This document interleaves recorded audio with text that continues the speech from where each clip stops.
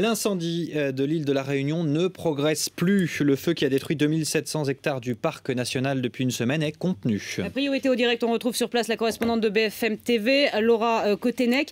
Il y a polémique sur l'île de la Réunion parce qu'on trouve là-bas que le gouvernement a mis beaucoup de temps pour réagir et envoyer de l'aide. 2 bombardiers d'eau doivent arriver aujourd'hui.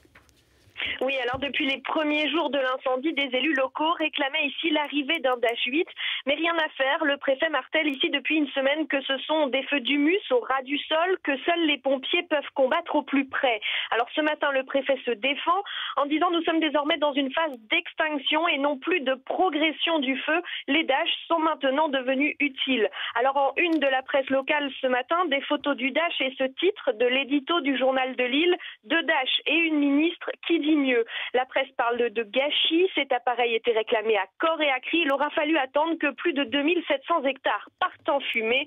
Un élu disait ce matin, enfin, nous sommes revenus à la raison.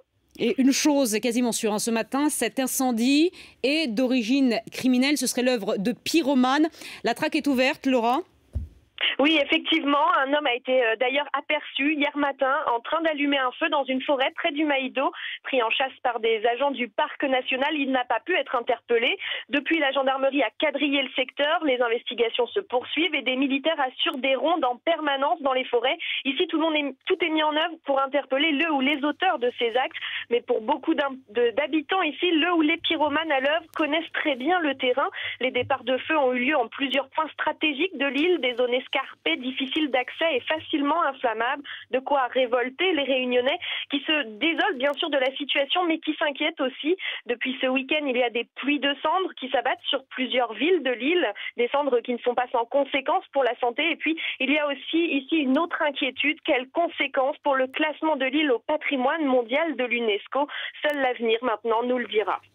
Merci Laura Cotenec en direct pour BFM TV de l'île de la Réunion.